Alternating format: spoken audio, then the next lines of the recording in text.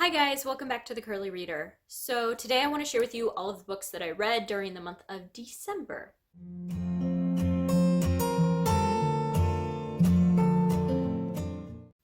Alright, so during the month of December I read 11 books, which was way more than I thought I had read when I went back and looked at it. But I'm happy with that. The vast majority of this was audiobooks, but I did manage to get a few physical books in. So I read 5 physical books out of the 11 and 6 audiobooks. So it kind of balanced out, but all of the physical books that I read were middle grade, so take it for what it is.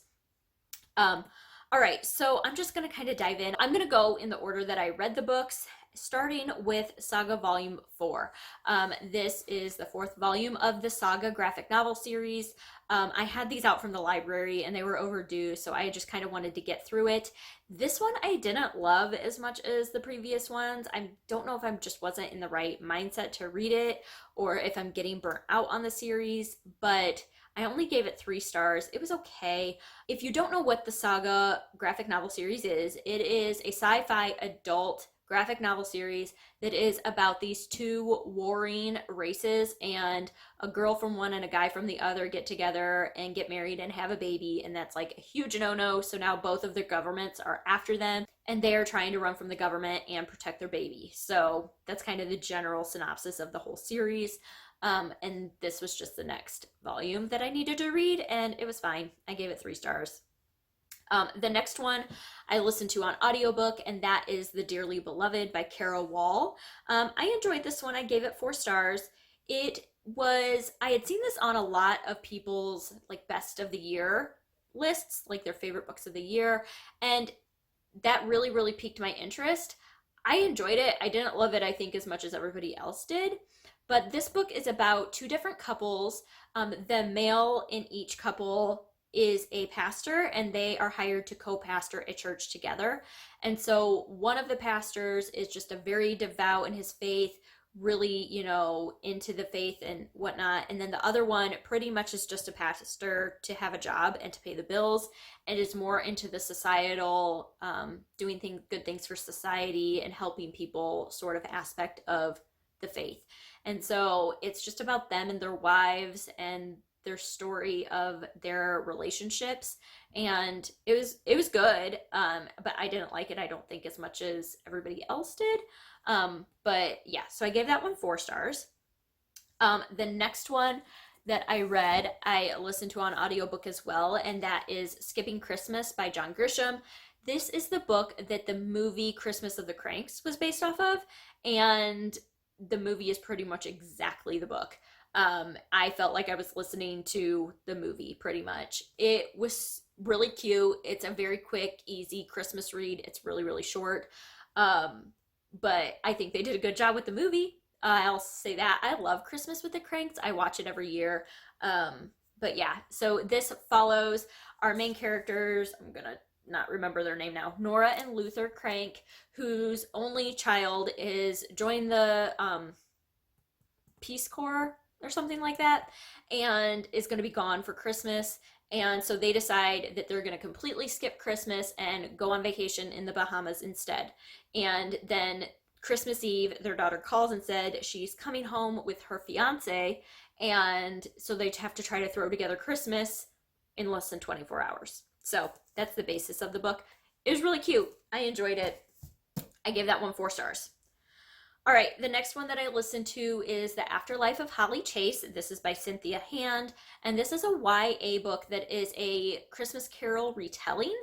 And it is about our main character, Holly Chase, who is a child of a celebrity, and she's very snobbish, and she is the Scrooge of the Christmas Carol.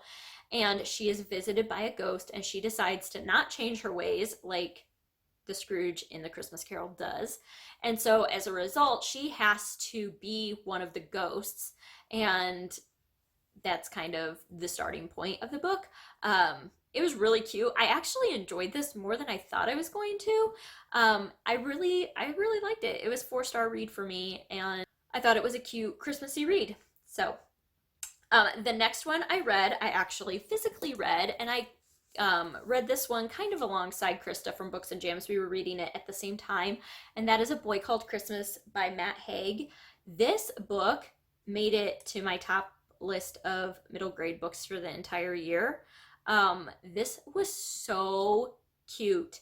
It was so well done, and it was just whimsical, and it was funny, and it like made you cry, and it made you laugh, and it was just so sweet and so good.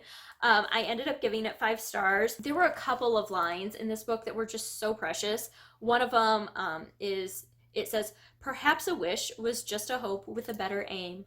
I love that. I think it's just true. And the whole book is just about hope and how hope can drive your life and it can make things better. And I love this book. If you have not read it, read it even as an adult. So good.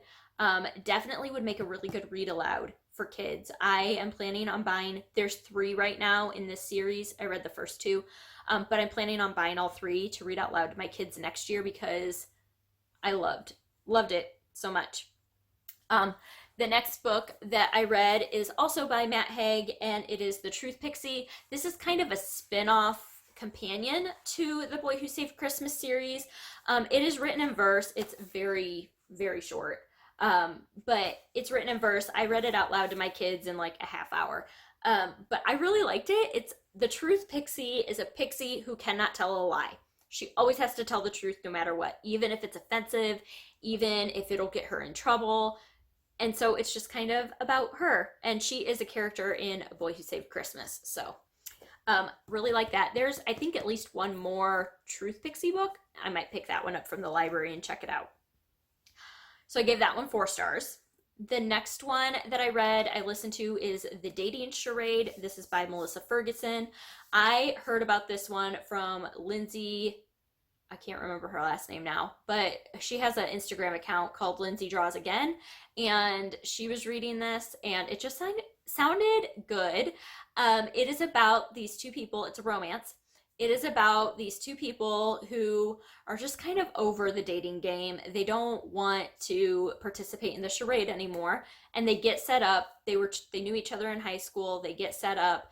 They go on a date, and then after their first date, when they kind of things click, things are going well. After their first date, each of them comes into custody of 3 children each. So 6 amongst all of them. And instead of scaring the other person off, they each decide they are going to keep the kids a secret and continue on trying to date the person without letting them know about the kids so as not to scare them off, because they each think that the other one doesn't want kids. And it's really cute, very just like wholesome romance. There was no like dirty anything in it, not smutty at all. And I gave it 3 stars. It was sweet. It takes place like from Thanksgiving over Christmas it takes place over Christmas, not Thanksgiving. It takes place over Christmas, and it was just a sweet little holiday romance. The next one that I have here is The Girl Who Saved Christmas, which is the sequel to A Boy Called Christmas. And this is all about the first girl that ever received a gift from Father Christmas and how she now has to save Christmas in the years following. And it was very sweet. I didn't like this one quite as much as A Boy Called Christmas, but it was still a really fun, whimsical read and a great read aloud. And like I said, I'm planning on purchasing these for my kids. I gave this one 4 stars. All right, and then the next book that I read was The Bromance Book Club. This is by Alyssa K. Adams, and this is just one that has been really hyped. A lot of people have been reading it and really enjoying it, and the premise sounded very interesting to me.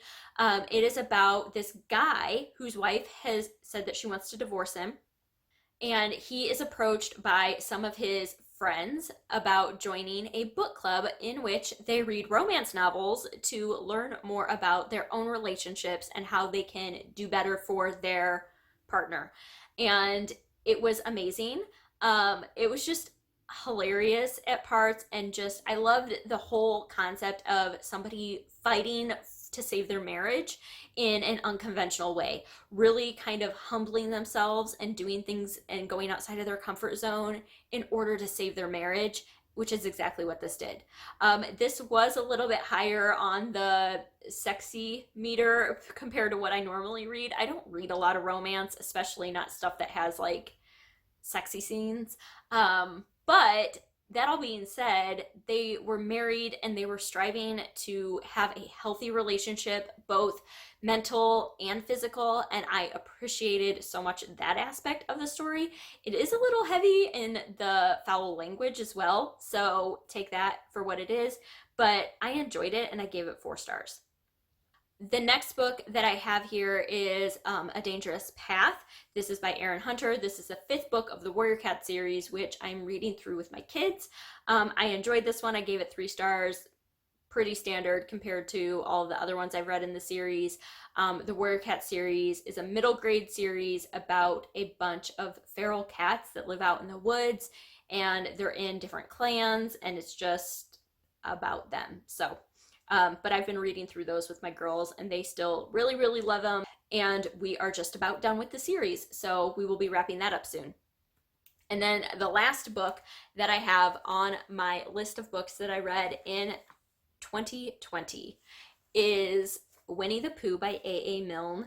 And I started this during Believe-a-thon in November, and just kind of, I had been reading it out loud to my 5-year-old, and we set it down in order to read something else and never got back to it. And I really wanted to finish it because I'd never read it before. So I decided to pick it up over the last few days of the year and finish it up. And it was so sweet.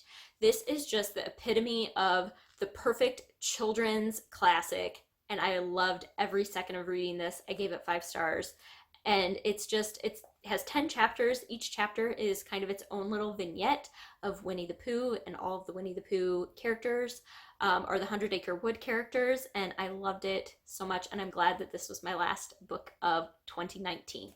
So those are all the books that I read in December. Have you read any of these? If so, I would love to hear your comments down below.